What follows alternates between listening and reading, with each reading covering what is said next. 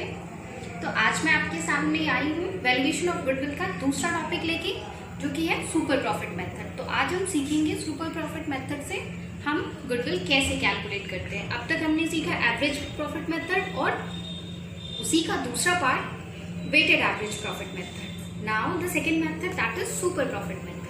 तो सबसे पहले उसको जानने से पहले उसके बारे में जान लेते हैं कि सुपर प्रॉफिट मेथड है क्या। तो एक्चुअली सुपर प्रॉफिट मेथड में हम सुपर प्रॉफिट जो है उस बेसिस पे गुडविल कैलकुलेट करते हैं।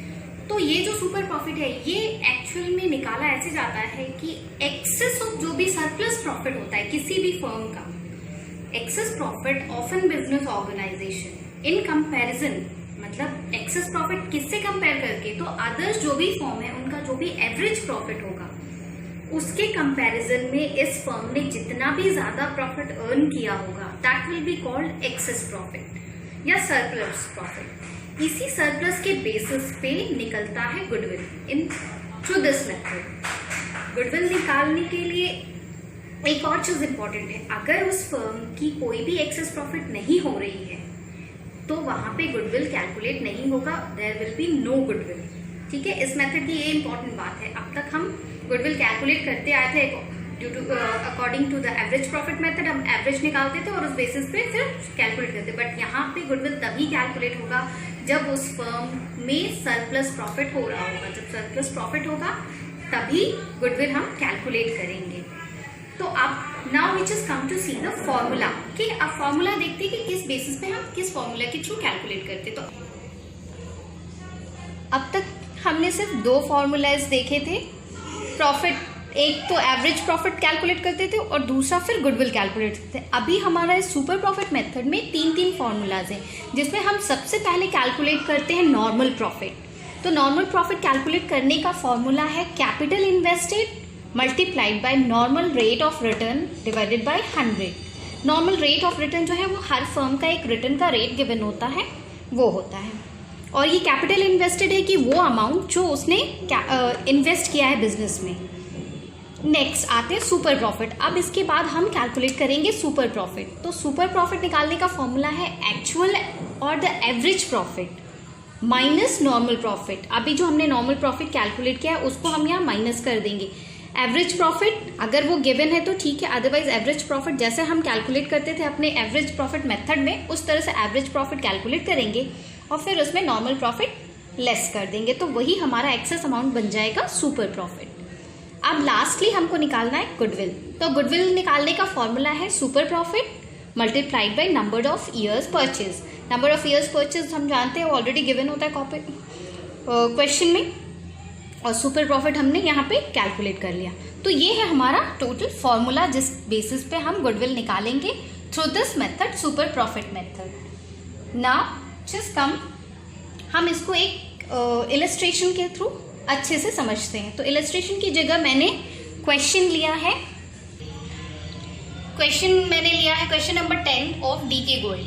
तो क्वेश्चन पहले डिस्क्राइब कर देती हूँ मैं कि क्वेश्चन में क्या क्या गिवन है। सबसे पहले था कि ये प्रॉफिट गिवन है फॉर 4 ईयर्स, जिसमें 2010-11 की प्रॉफिट 80,000 है, 2011-12 1 lakh, and then 2012-13 is 1,20,000 and 2013-14 is 1,80,000। ये हो गए 4 ईयर्स और ये उनका प्रॉफिट। अब इसके अलावा इन्फॉर्मेशन गिवन है क्वेश्चन में कि capital investment of the firm is ₹5 lakh, यानी कि 5 लाख रुपीज उसका कैपिटल इन्वेस्टमेंट है। Rate of return on investment is 15% per annum, यानी कि उसका रेट ऑफ रिटर्न जो है वो 15% पर एनम है। और क्वेश्चन में हमें कैलकुलेट क्या करना है, calculate goodwill of the firm based on 3 years purchase. यहाँ number of years purchase given है 3 ईयर्स का और हमें कैलकुलेट करना है goodwill through super profit method. तो अब हम आते हैं सॉल्यूशन पे।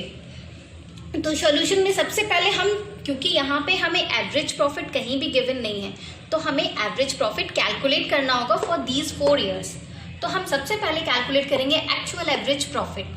एक्चुअल एवरेज प्रॉफिट करने के लिए total profit divided by number of years कर दिया, that is 4,80,000 divide by 4।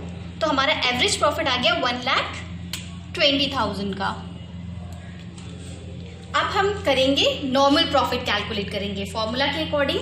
Second हमारा आएगा नॉर्मल प्रॉफिट। अगर एवरेज प्रॉफिट ऑलरेडी गिवन होता तो हम सीधे सीधे नॉर्मल प्रॉफिट कैलकुलेट करते। तो नॉर्मल प्रॉफिट में हमारा फॉर्मूला कहता है कि जो भी कैपिटल इन्वेस्टेड है, और हमारा capital invested it is given that is 5 lakh, तो हमने 5 लाख ले लिया। अब उसके बाद हम रेट ऑफ रिटर्न से मल्टीप्लाई करते हैं। रेट ऑफ रिटर्न कितना है 15%, तो 15 डिवाइड बाई 100, तो यहाँ हमें मिल गया 75,000 रुपीज एज नॉर्मल प्रॉफिट, यानी कि नॉर्मल प्रॉफिट 75,000 हो गया। में हम कैलकुलेट करेंगे सुपर प्रॉफिट। तो सुपर प्रॉफिट का हमारा फॉर्मूला होता है actual average profit minus normal profit. हमने नॉर्मल प्रॉफिट ऑलरेडी अभी कैलकुलेट किया है 75,000 का, और एक्चुअल एवरेज प्रॉफिट हमने ऊपर कैलकुलेट किया है रुपीज 1,20,000, यानी कि सुपर प्रॉफिट का दोनों इन्फॉर्मेशन हमारे पास रेडी है। तो हम यहाँ पे एक्चुअल एवरेज प्रॉफिट कैलकुलेट करेंगे 1,20,000 माइनस 75,000, तो वी विल गेट 45,000। वो हो गया हमारा सुपर प्रॉफिट। अब आते हैं नेक्स्ट, जो लास्टली हमें कैलकुलेट करना है दैट इज गुडविल। तो गुडविल का फॉर्मूला है super profit multiplied by number of years purchase.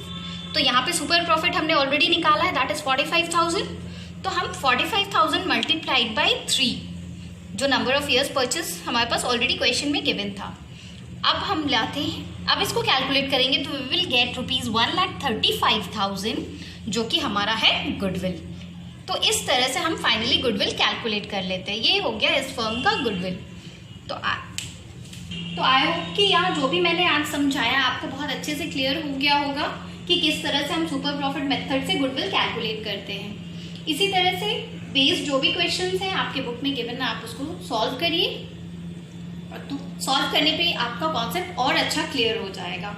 सो आज के लिए इतना ही, और इसके बाद नेक्स्ट वीडियो में मैं फिर नेक्स्ट मेथड के साथ आऊंगी। I hope this class must be successful for you all. Thank you for watching this. Thank you.